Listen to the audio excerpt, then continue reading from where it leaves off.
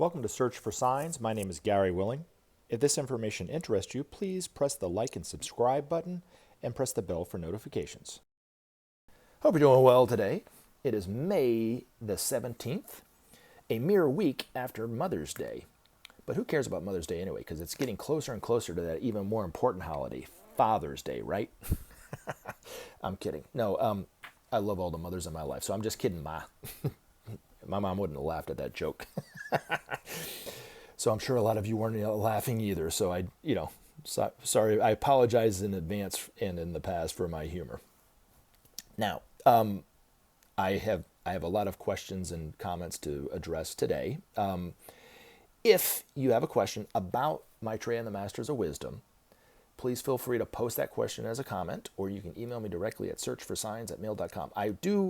I have neglected to say this, and I do apologize that I neglected to say this because there's a question that I've answered in the last video, and there's another person that's asking a question in this video. I'm not claiming to be an expert on what other people are talking about. So to ask me my opinion about what somebody else is saying, I think it's more important for you to come up with your own opinion about what they're saying on your own. I'm not trying to be dismissive, but it's more important for you to realize that yourself.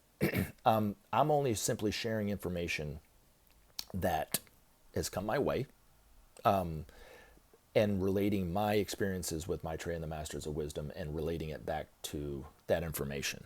So it's up for us to decide for ourselves. In terms of having opinions about what other people are saying or what other people are claiming and stuff like this, I really don't feel comfortable answering those kind of questions because it's not my, one, it's not my job, and two, it's not my right to do that. It's up for all of us to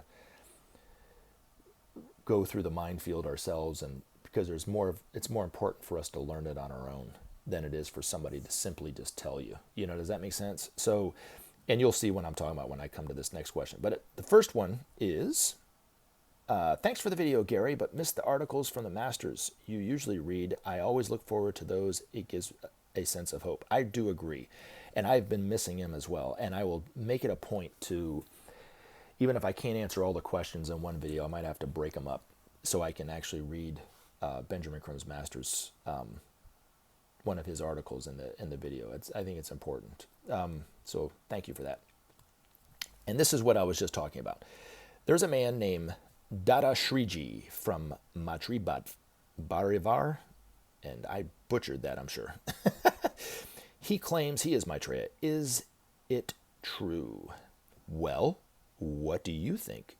Aja Zionism, I think is what it is. What do you think? Do you think it's Maitreya?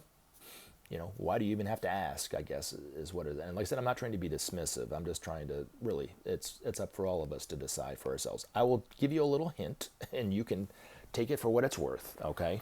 But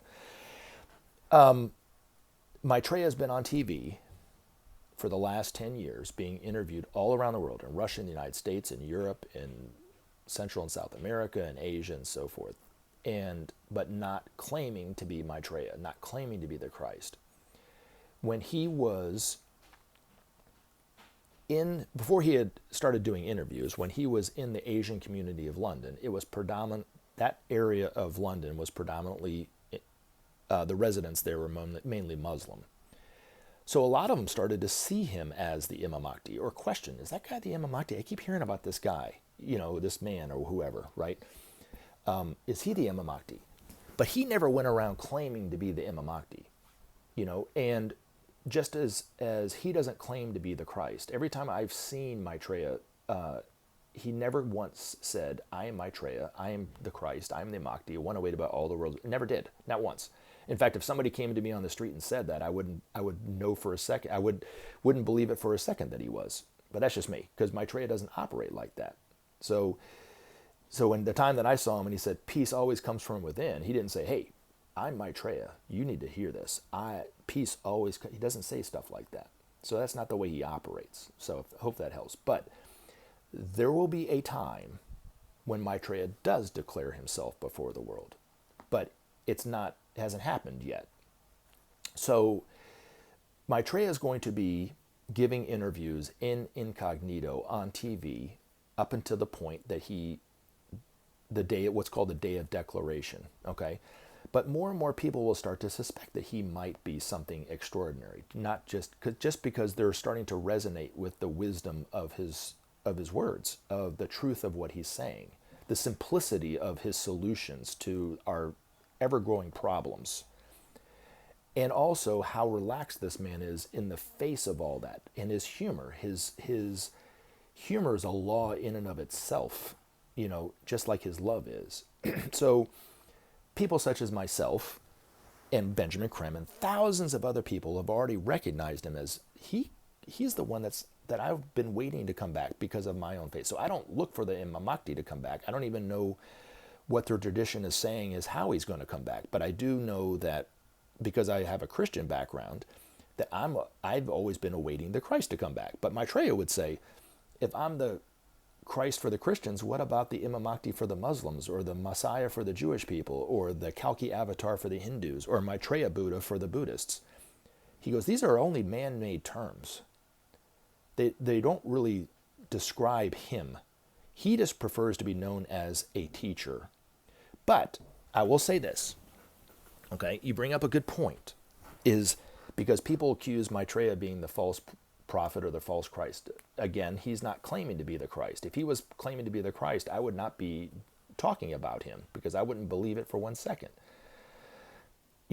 I've recognized the wisdom of what he's saying, the solutions, the simple solutions, but people will start to see him on TV and recognize him that way, not through one of Benjamin Creme's books, that I've read him, or Benjamin Creme's lectures, you know what I mean? So when we start to all recognize him as something extraordinary, not all of us, but a lot of us will be, okay? Humanity will demand that the news channels give him an opportunity to speak directly to us. Okay, so Maitreya is not going to come and say, nope, I need to speak to them. He will wait for humanity to do this, okay?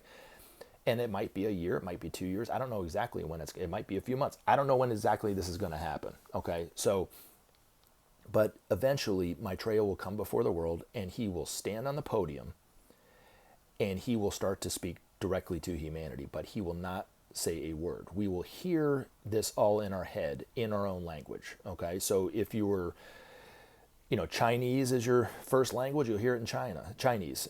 I'll hear it in English or American, as I always jokingly say, because I was born in America, right? And that was my first language. Even though I speak a little Spanish, I'm not going to hear it in Spanish. I'm going to hear it in English and that kind of thing. So, but he will, according to Benjamin Creme, he will talk for about 20 minutes, but he's going to talk about where humanity came from. The origins of humanity are far older than what most people give it credit to, okay? According to the Ageless Wisdom, it's 18.5 million years. That's how long humanity has been on this planet. But there was a time, millions and millions of years ago, when we were living at a much higher spiritual awareness of the truth than we do today. In fact, actually, there was a time when the word to steal did not even exist in the vocabulary of people. But yet we've fallen to the depths of materialism that we are today. So he's going to talk about the fall and how we've fallen to this, to where we can really destroy ourselves at any moment because A, we have the technology to do it, and B, we are living totally separate from each other, which is an illusion. And he's going to show us this, but he's also going to show us the simple steps to getting out of this hole that we've dug for ourselves, to the heights that we can, in the future that awaits humanity if we just work together. But his call to humanity, his call to service, his call to for us to work together will be inwardly. We'll see the truth of what he's saying inwardly, in our own, we'll see it along with them. It's not just somebody talking to us, Even those who don't believe he is the Christ or the Imam Mahdi come back will have the same experience. You see how incredible that is? And then the second thing is there'll be hundreds of thousands of miracle cures. People who probably had incurable diseases will be cured from things. Not everybody, but millions of people, hundreds of thousands, millions of people will be. So they'll be able to attest, oh, I heard him on the, now I'm cured of diabetes. Now I'm cured of the cancer that I had. I had a brain tumor. I was about to die. And poop, it's cured, right? Whatever it happens to be. And then the third thing is, Maitreya said it himself, it will be as if he embraces all of humanity. We will feel his energy, even physically. And as Benjamin Creme said at the end of every one of his messages, okay, that's when or every one of his lectures, that's when he will finally declare himself as being Maitreya. Okay, not until then. Until then, he will neither confirm it nor deny it when somebody's asked him directly, are you Maitreya? He'll find a way to not answer that question. But when he does that on the day of declaration, Benjamin Creme used to always say at the end of every one of his lectures, and that, for those three reasons, we will know that that man, and only that man, is Maitreya. So wait until then. I hope this answers that question. But until then, I really would prefer not answering questions like that. So I only answered it so I could kind of talk about this. So hopefully that helps. I am running out of time, and I only have time for a few more questions. So if I didn't get to your question, I will answer it in the next video. I promise. Okay? All right. Gary, this is from Robert Workman. I enjoyed your post today, Gary. Thank you. Your channel is very important for people looking for information on the Masters. In my opinion, it's the only channel on YouTube that comes close to correct information about the Masters. Well, thank you very much for that. There's other channels. You can go to the Share International YouTube channel and hear a lecture from Benjamin Creme, or hear a talk or an interview or something like this, and get a lot more information about the Masters than I can give. But I've encouraged people who've known about the Masters to start their own channel, and hopefully one day they will. And hopefully it isn't the only channel where somebody such as myself is talking about Maitreya. But until then, thank you very much. I really appreciate that. But I'm sure there are others. But anyway. All right. But when will he come? Do you think Trump is the last president of America before the New World Order? No and no. I don't think that he is the last president.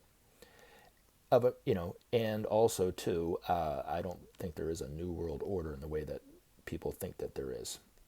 We might be moving into a new world, but not a new world order per se. But that's just my humble opinion. Hopefully these answered these questions. In terms of the questions about the rays, there's a couple people that ask questions about, more questions about the rays. I promise, do another video about it at greater length. So just please be patient with me. I'm just trying to get through all the questions here first, okay? Anyway, so I want to read an article from Benjamin Creme's master. Okay, now Benjamin Creme talked at great length the times that I saw him at in San Francisco at a conference every year. For many years, over and over again, he talked about what's called glamour and the problems of glamour. And when we start to see the quality of the information from these masters, okay, it's of a different quality. And part of the reason why, what resonates with me of the truth of what Benjamin Creme was talking about, was he talked about glamour. And most people who, quote unquote, channel masters do not ever mention glamour, because most of them are totally glamour to begin with. But every single person that I've ever come in contact with, including myself, is glamored on some level, whether a lot or a little. And so only the masters really who are on this planet are glamour free. But we'll all eventually get there, but it's just going to take us time. But I wanted to share the ideas of a master on glamour, because it's important that we talk about it. So if we want to do a video on and learn more about the rays, we need to learn about the rays, how it relates to our own glamour. Okay, so I hope this helps. But anyway, and it is definitely a world problem. All right, here we go. Glamour. Of all the problems which beset humanity, there is none greater than the problem of glamour. It provides the basis for all our difficulties and dangers, and holds the vast majority of humanity in thrall. It is at the root of every division and cleavage, and the source of every dimension of pain and suffering. It has its roots in ancient past of mankind, and all but a very few are held under its sway. Essentially, glamour originates in man's sensuous feeling apparatus, the emotional or astral body, and in man's identification with its action. Through wrong identification with his feelings and emotions, his desire nature, he has surrounded himself with and lost himself in thick fogs of illusion and unreality. This constitutes the glamour in which most people live out their lives. Glamour is illusion on the plane of the emotions and provides the greatest obstacle to progress for individuals and for the race. It throws a multitude of misconceptions across the path of the unwary, and the loftiest idealist is no freer from its influence. Nay, he is frequently more prone than the hardened cynic. To come to grips with glamour, humanity must recognize its mechanism, by which means the central heresy that we are all separate is created and maintained. All that tends to reinforce the sense of separateness is the result of the action of glamour, and all that seeks to undermine the heresy works for its destruction.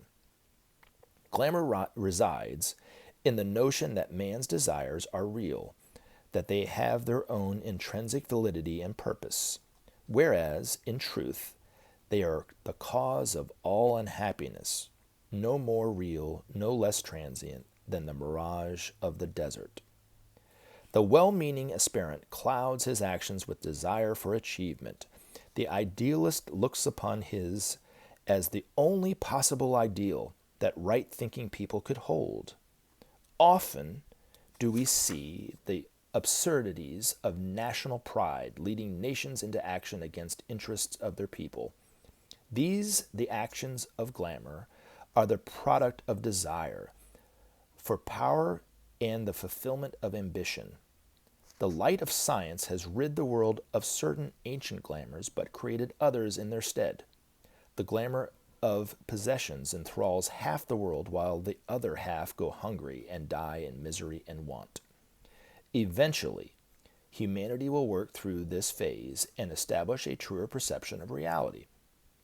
The myriad glamours which beset the race today will one day dissolve in the light of man's soul, invoked into manifestation as the new age proceeds. But the present is a time in which new types of energy are making their impact on men's lives and creating conditions of bewilderment and confusion. The heightened tension of the time fosters the glamours of fear and destruction, erupting into violence of all kinds. What can be done to free humanity from this ancient thraldom, in part innate in the nature of substance itself? How can man free himself from wrong identification and the tyranny of his self-created thought forms? The answer lies in a shift of focus from the self to the group, in a truer identification with the soul and its relation to all souls. The light of the soul through the agency of the mind is the great disparator of glamour. And long ago the Buddha taught the conquering of desire, the noble middle path between the pairs of opposites. In the light of the soul, the essential unity is seen, the astral waves subside, and the aspirant finds himself at initiation's gate. Remember to take action and help SOP save our planet. Thanks for listening, and we look forward to talking to you again in future videos.